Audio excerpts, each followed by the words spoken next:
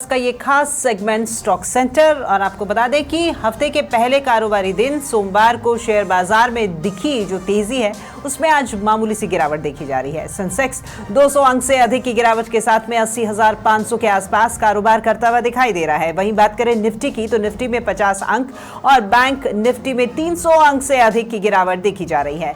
वहीं हाल ही में IMF की ओर से जारी GDP के आंकड़ों के मुताबिक भारत जल्द ही जापान को पीछे छोड़ सकता है, जिसके बाद एक बार फिर से विदेश निवेशक जो हैं वो भारत का रुख करते हुए भी दिखाई दे रहे हैं। अब इन सभी टॉपिक्स को लेकर के मार्केट के हर छोटे बड़े अपडेट जानने के लिए हम रुख करते हैं हमारे market expert financial doctor Rajesh Kumar Sodani का। नमस्कार राजेश जी, बहुत स्वागत है आपका।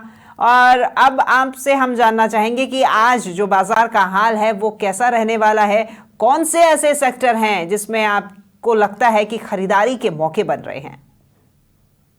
कि जी कल जब से शाम को होम मिनिस्ट्री का अनाउंसमेंट हुआ कि 7 तारीख को मॉक ट्रेलिंग हो रही है, अपना ये जो भी एक मतलब अगर अपन को कोई युद्ध की स्थिति में क्या करना पड़ जाए तो उसके बाद से सुबह से ही मार्केट में नर्वस की माहौल है और इन्वेस्टर्स और ट्रेडर्स दोनों मार्केट के अंदर कोई भी पोजीशन बनाने से बचना चाह रहे हैं। तो हो सकता है निफ्टी आज अभी जो 80-90 पॉइंट माइनस है, शाम होते होते 150 200 250 पॉइंट भी माइनस हो सकती है। तो आज खाली ऑटो सेक्टर के अंदर तेजी दिखाई दे रही है, बाकी ओवरऑल हर जगह ब्रॉड बेस आज मंदी है या प्रॉफिट बुकिंग है।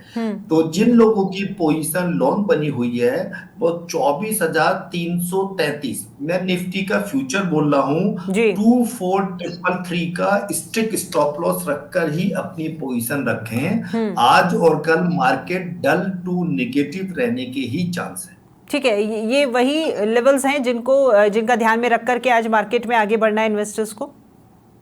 यस, बिल्कुल बिल्कुल। तो अभी अपने को ऊपर के लेवल पे माल बेचना चाहिए, निफ्टी बेचनी चाहिए और निफ्टी बेचते समय स्टॉप लॉस रखना है 24444, 24,444 का स्टॉप लॉस जिन लोगों ने निफ्टी शॉर्ट करी है उनके लिए रखना है। जिन लोगों की निफ्टी बाइंग है उनके लिए 24,333, 24,333 का स्टॉप लॉस रहेगा बाइंग साइड में।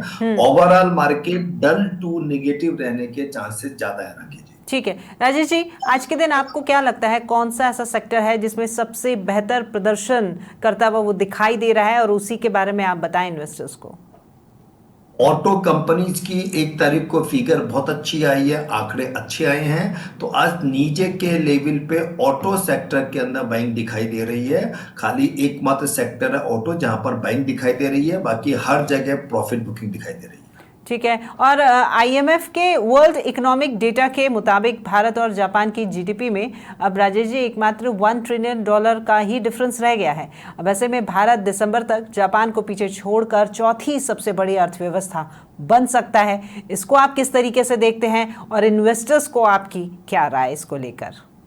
बहुत ही पॉजिटिव साइन है।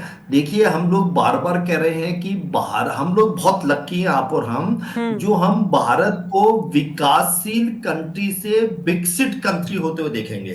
अगले 10 से 15 साल भारत के हैं, सब चीज ठीक ठाक रहेगी तो हम लोग 2040 तक भी विकसित कंट्री बन सकते हैं। अगले 2 से 3 साल में ही अपन 3rd नंबर पे भी आ सकते हैं। अभी तो आप 4th नंबर की बात कर रहे हो और मार्च 26 तक हर हालत में हम 4th नंबर की इकोनॉमी हो जाएंगे। हम जापान को पीछे छोड़ देंगे। ये जरा सा जो भी अभी हल्का सा तभी की युद्ध का लेवल कितना, उसका हल्का सा सेटबैक लगता है इकोनॉमी पे। बाकी अगले 5-10 साल इन्वेस्टर्स के लिए हैं। फॉरेन इन्वेस्टर्स को भी कॉन्फिडेंस आता है। तो अभी जैसे फॉरेन इन्वेस्टर पिछले 10-15 दिन से लगातार बाइंग कर रहे हैं, तो डोमेस्टिक इन्वेस्टर्स, फॉरेन इन्वेस्टर्स सबके लिए बहुत ही ज्यादा पॉजिटिव न्यूज है। ये IMF की न्यूज बहुत ज्यादा पॉजिटिव है। ठीक है राजेश जी, बैंकिंग सेक्टर की बात करते हैं तो यहाँ पर यस बैंक में आज जो तेजी देखने को मिली है उसके पीछे की क्या वजह लग रही है आपको? काफी दिनों से बात चल रही थी। देखिए, यस बैंक के अंदर 24% stake State Bank of India की है। जब यस बैंक की पोजीशन खराब हो गई थी, ये स्टेट बैंक ने अपने लोन को इक्विटी में कन्वर्ट किया था। तो जापान का एक बैंक अपने यस बैंक को खरीदना चाह रहा है। हम्म। उसकी ऑलरेडी यस बैंक के अंदर इक्विटी है, हम्म। और कल से ये दोबारा बात चल रही है कि वो लोग 50% इक्विटी लेना चाह रहे हैं। हम्म। अगर ये सचमुच में हो जाएगा तो हम्म। बैंकिंग सेक्टर के अंदर बहुत बड़ी तेजी आएगी। और यस बैंक खासकर से, यस बैंक में खोने को कुछ भी नहीं है। हम्म। एज पर सेबी रेस्ट्रिक्शंस, ये मेरा पर्सनल सेबी डिस्क्लेमर, मेरे पर्सनल व्यू हैं। हम्म। तो यस बैंक में खोने को कुछ भी नहीं है। और अगर जापान वाले बैंक ने इसको टेक ओवर कर लिया, क्योंकि यस बैंक आज भी इंडिया में लार्जेस्ट 6 नंबर का बैंक है लोन देने में। जी। इसकी इतनी अच्छी लोन की बुक है कि हम इंडिया भारत के अंदर 6ठे नंबर पर आता है यस बैंक। हम्म। तो अगर जापान बैंक के साथ इसकी इक्विटी हो जाती है, जापान बैंक इसको टेक ओवर कर लेता है, तो यस बैंक यहां से डबल ट्रिपल अगले 2-3 सालों में हो सकता है। बैंक के अंदर सारी बैलेंस शीट ऑलमोस्ट क्लीन हो गई है। सारे बैड डेब्ट्स को, लोन को इन्होंने राइट ऑफ कर दिया है। तो हम्म। यस बैंक के लिए और बैंकिंग इंडस्ट्री के लिए, दोनों के लिए न्यूज काफी पॉजिटिव हो सकती है। ठीक है राजेश जी, देखिए भारत और पाकिस्तान में जो तनाव है उसी के बीच में गृह मंत्रालय की तरफ से भी कई राज्यों को 7 मई को मॉक ड्रिल करने के निर्देश दे दिए हैं। अब ऐसे में आपको क्या लगता है कि इसका कोई असर जो है वो बाजार पर पड़ सकता है? इसी का असर है मॉक ड्रिल। मैंने स्टार्टिंग में बताया था राखी जी, वो मॉक ड्रिल के वजह से ही इन्वेस्टर्स और ट्रेडर्स अपनी पोजीशन हल्की कर रहे हैं, प्रॉफिट बुकिंग कर रहे हैं। पिछले अगर अपन बात करते हैं 3-4-5 मार्च से अब तक 2 महीने में कई स्टॉक 20-40% एप्रिसिएशन दे चुके हैं। निफ्टी भी नीचे के लेवल से 2000 पॉइंट से ज्यादा की रिकवरी दे चुकी है। तो लोग दोबारा से प्रॉफिट बुकिंग कर रहे हैं, और प्रॉफिट बुकिंग करनी भी चाहिए। जब मार्केट में ऐसी स्थिति आ जाए, और होम मिनिस्टर साहब खुद भी अपनी रिक्वेस्ट कर रहे हैं, चीज का मॉक ड्रिल कर रहे हैं, तो इन्वेस्टर्स को, ट्रेडर्स को अपनी पोजीशन हल्की रखनी चाहिए। तभी हम लोगों ने निफ्टी को ऊंचे लेवल पे बेचने के लिए कहा है आज, और बाइंग वाले लोगों को भी स्ट्रिक्ट स्टॉप लॉस अपन लोगों ने सजेस्ट किया है। ठीक है राजेश जी, देखिए पिछले कई दिनों से भारत के कई राज्यों में बारिश हो रही है, ओलावृष्टि भी हो रही है, उसके कारण फल सब्जियों के खराब होने की खबरें भी सामने आ रही है। अब ऐसे में क्या जो खुदरा महंगाई है वो बढ़ने की आशंका आपको लग रही है?